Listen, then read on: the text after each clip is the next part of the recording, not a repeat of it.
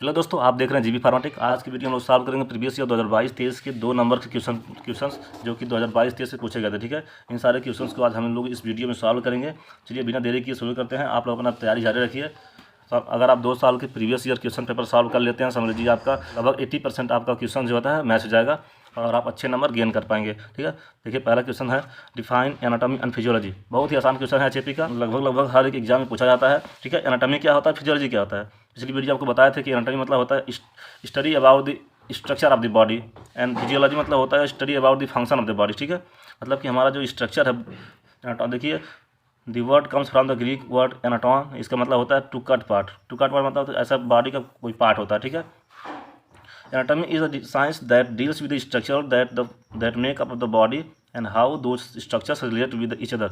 मतलब कि anatomy is the study about the structure of the body and उसमें ये भी स्टडी करते हैं कि वह हमारे जो स्ट्रक्चर्स हैं एक दूसरे से किस तरह से रिलेट हैं। एक ठीक है, example cytology study about the cell and histology मतलब होता है स्टडी अबाउट द टिश्यू।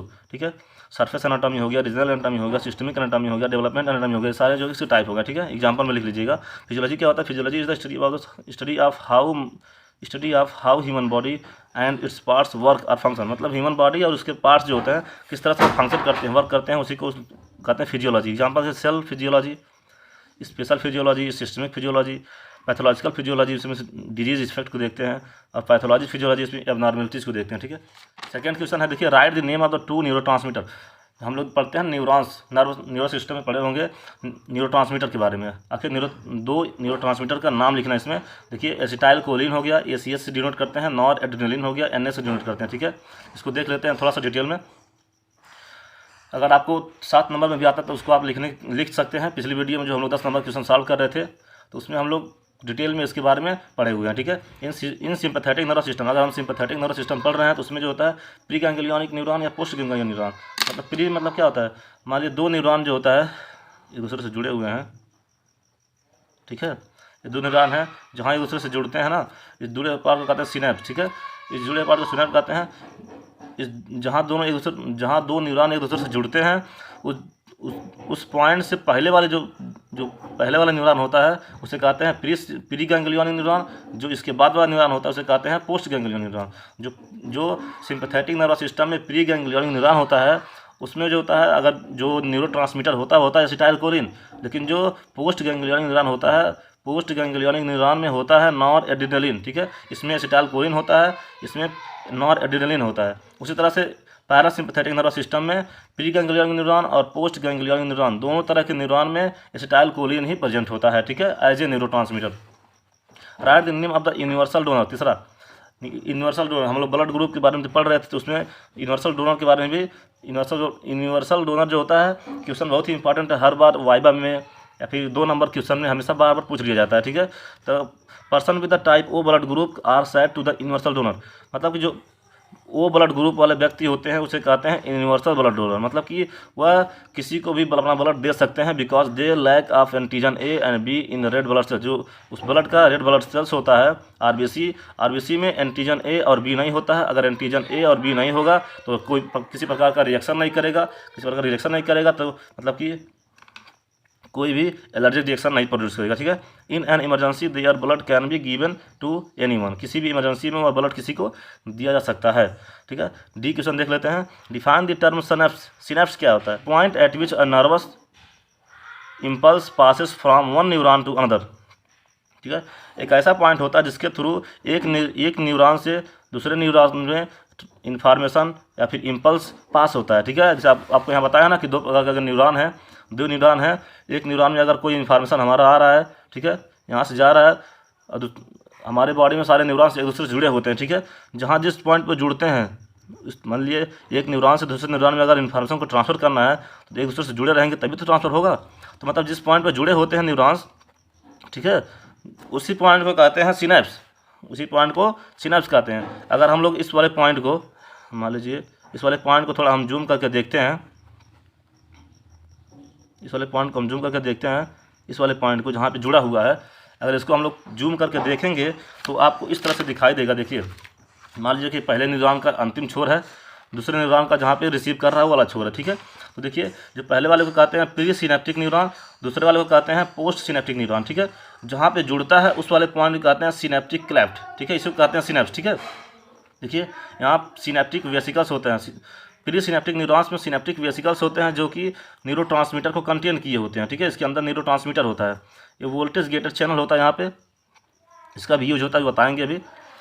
यहाँ आयन चैनल रिसेप्टर होता है, क्या होता है, आयन चैनल रिसेप्टर होता है, जो कि यहाँ से पहले वाले न्यूरॉन से रिलीज होने वाले न्यूरोट्रांसमीटर को, केमिकल्स को रिसीव करता है और आगे इस वाले पोस्ट सिनेप्टिक न्यूरॉन्स में रिसीव करता है, यहाँ से फिर आगे की ओर उसको भेजता है, हमारे ब्रेन तक जाता है, वहाँ से ताकि रिस्पांस मिल सके, ठीक है। जो भी हमारे न्यूरोट्रांसमीटर पोस्ट न्यूरॉन में नहीं जा पाते हैं, इधर अगल बगल कहीं चले जाते हैं, तो वो फिर से वह इसी वोल्टेज गेटेड चैनल के थ्रू फिर से अंदर चल जाते हैं प्री गैंग्लियोनिक में, फिर वह रिलीज होते हैं, ठीक है। नेक्स्ट देख लेते हैं, स्ट्रक्चर जरूर बनाइएगा, ठीक है। What do you mean by the R S factor, आखिर आर एस फैक्टर से हम लोग क्या समझते हैं उसके बारे में देख लेते हैं। आर एस फैक्टर मतलब होता है रिसर्च फैक्टर, ठीक है। द रिसर्च फैक्टर और are S factor is the protein that may be present on the surface of the red blood sales. हमारी जो ब्लड होता है आरबीसी के सरफेस पे प्रोटीन प्रेजेंट होता है, उस स्पेसिफिक प्रोटीन को कहते हैं आर एस फैक्टर, ठीक है।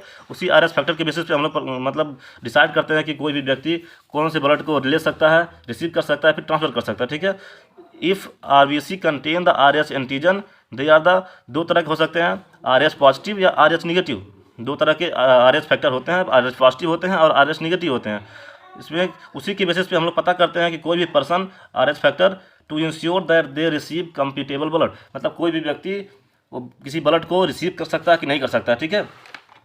Write about two main function of the lymphatic system, देखिए पिछली वीडियो में भी हम लोग लिम्फेटिक सिस्टम के बारे में पढ़े थे, उसके फंक्शन को पढ़े थे, और यहाँ भी हम लोग पढ़ ले रहे हैं।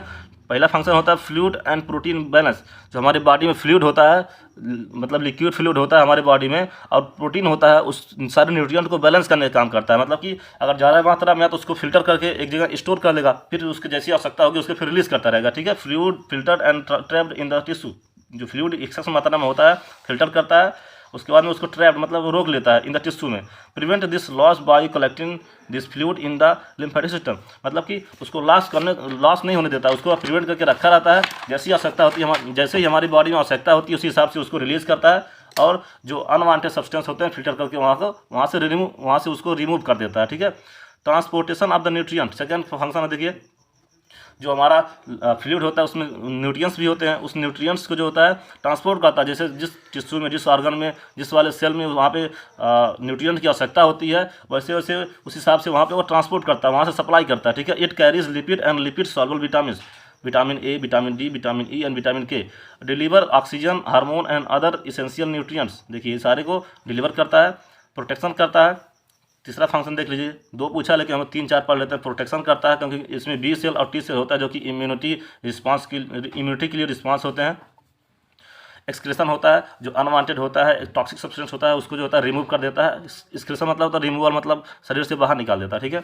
जी क्वेश्चन देख लेते हैं, write the name of the pigment present in the rod cell and the cone cell, जो हमारे आँख में रॉड सेल होते हैं, एक कोन सेल होते हैं, दो तरह का सेल होते हैं जो हमारी कलर प्रोड्यूस के लिए बहुत ही अहम भूमिका निभाते हैं। जो रॉड सेल होता है उसमें पिगमेंट होता है रोडोप्सिन, रोडोप्सिन जो होता है इसको याद कर लीजिएगा, रोडोप्सिन। और जो कौन सेल होता है, कौन सेल में होता है आयोडोप्सिन, rhodopsin आयोडोप्सिन।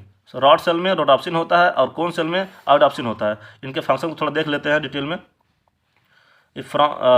Sensor for perception of the black to white shades, ये ब्लैक और वाइट शेड्स के लिए मतलब कि रिस्पॉन्सिबल होते हैं। और function in the dim light, जो डिम लाइट होता है, हल्का लाइट होता है, उसके लिए उसमें जो होता है बहुत एक्टिव होते हैं। कौन सेल जो होता है ये आयोडोप्सिन कहते हैं। Sensor for the perception of colours, जो डिफरेंट कलर हम लोग देख पाते हैं, इसी पिगमेंट की वजह से हम लोग बहुत सारे तरह के कलर को देख पाते हैं। जो भी वायलेट कलर हो गया, आपका ग्रीन कलर हो गया, ये सारे कलर्स को जो होता है हम लोग कौन सेल में प्रेजेंट आयोडोप्सिन की प्रेजेंस से ही हम लोग देख पाते हैं। Bright light and the differentiate colour, देखिए ब्राइट लाइट, चमकीली लाइट और डिफरेंशिएट कलर, बहुत सारे कलर को हम लोग इसके द्वारा एनालाइज कर सकते हैं, सेंस कर सकते हैं और देख सकते हैं। तभी हमें पता चलता है कि हाँ ये वक्त, जैसे कि मान लीजिए ऑरेंज कलर का दिख रहा है, तो इसी सेल की वजह से हमको, इसी पिगमेंट जो आयोडोप्सिन पिगमेंट है, इसी की वजह से हमको दिख रहा है कि हाँ ये ऑरेंज कलर का पेन है, ठीक है।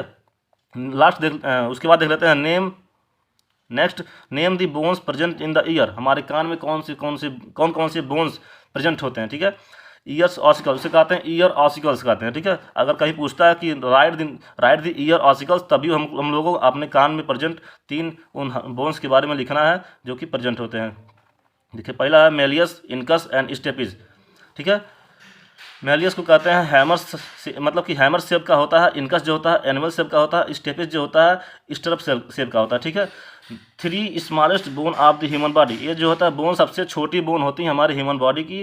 There main function is to transmit sound to the internal ear, जो अपने कान की स्टडी के बारे में हम लोग पढ़े होंगे। आउटर ईयर एक होता है मिडिल ईयर, एक होता है इंटरनल ईयर। तो हमारा ये मिडिल ईयर में प्रेजेंट होता है, ठीक है।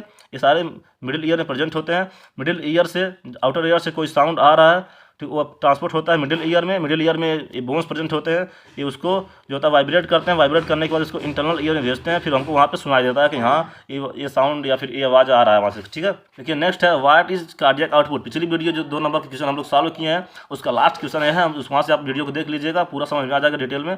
और लास्ट क्वेश्चन उसके बाद है write the name of the power house of the cell.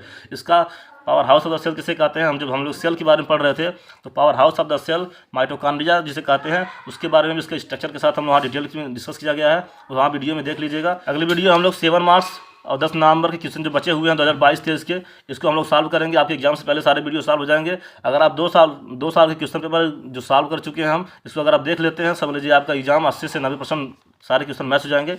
और अगर आप चैनल पर पहली बार आए हो तो चैनल को सब्सक्राइब कर लीजिए और ज़्यादा से ज़्यादा अपने दोस्तों में शेयर करिए ताकि आपके दोस्तों का भी आपके साथ भला हो सके, ठीक है। और वीडियो अगर अच्छी लगे तो वीडियो को लाइक करिए। टेलीग्राम का लिंक हम डिस्क्रिप्शन में डाल देंगे, वहाँ से टेलीग्राम को ज्वाइन कर लीजिएगा, जीबी फार्माटेक टेलीग्राम। मिलते हैं छोटे से ब्रेक के बाद, तब तक के लिए जय हिंद।